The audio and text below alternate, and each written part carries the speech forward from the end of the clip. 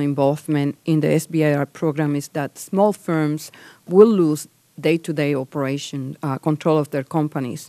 Can you discuss this subject and tell the committee what impact venture capital investment will have on the management of a company like Lintech, for example, Mr. Stoker?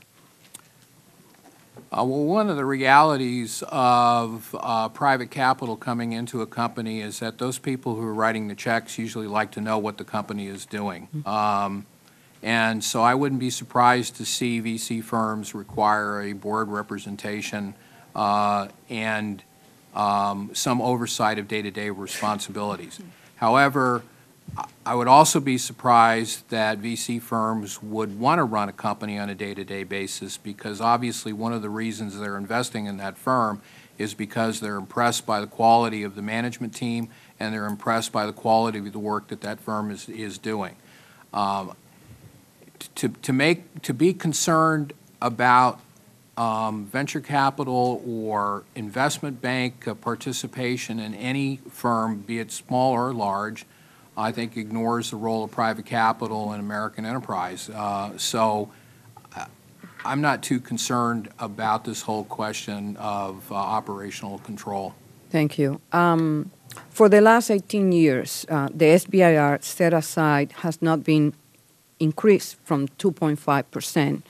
Could each one of you explain your views on whether or not this level should be raised, and if so, how high it should be increased? And Mr. Stoker, you already answered my question, so Mr. Green. Yeah, sure. As I think about it, I do equate the SBIR program in very many respects to what a seed financing would be like. And there is a bit of a cottage industry that exists in Silicon Valley around seed financings.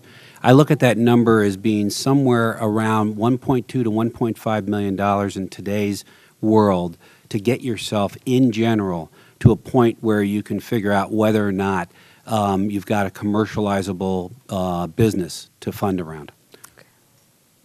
Ms. King?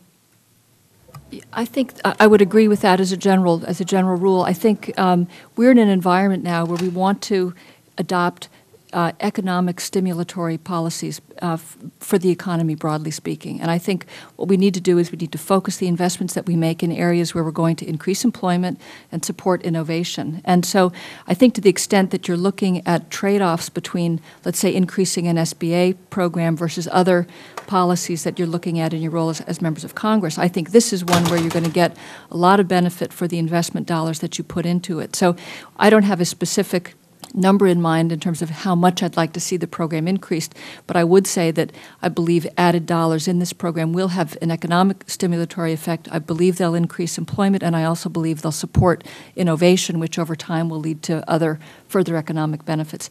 I wanted to comment briefly on the previous question about operational control of VCs. I think we really need properly to look at the venture capital investors as partners in the enterprise with management. That, in a good situation, I think that's how companies work.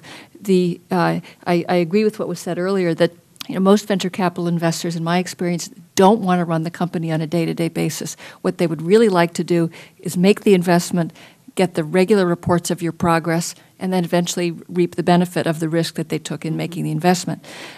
They can provide counsel. Often, in our case, I believe our investors give us a lot of benefit by virtue of their experience, their connections, their help. And I really think that we need to view them as partners in the enterprise, not somehow as adversaries in the enterprise. Thank you. Mr. Rossellini.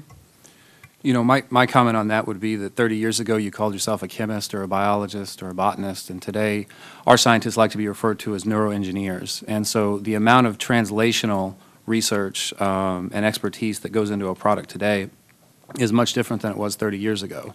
The billions of dollars of research for consumer products like TVs and cell phones, we're taking these really interesting parts and putting them into the body. Well, that's a very difficult team to keep together. You have an engineer, electrical engineer, software engineer, biologist, neuroscientist. So for us, a movement away from the R01 traditional one scientist working in a lab by himself into a way for a business to organize 5 to 10 different people that have to be experts to translate this medicine. So I think it should be increased. Thank you. Any other question, Mr. Thompson? No. Okay, well, thank you again, and we will continue to assess and to work and to discuss with the SBIR community the best way to proceed regarding the reauthorization and modernization of the SBIR program. So thank you again for participating on this hearing. I ask unanimous consent that members will have 5 days to submit a statement and supporting materials for the record without objection. So ordered. This hearing is now adjourned.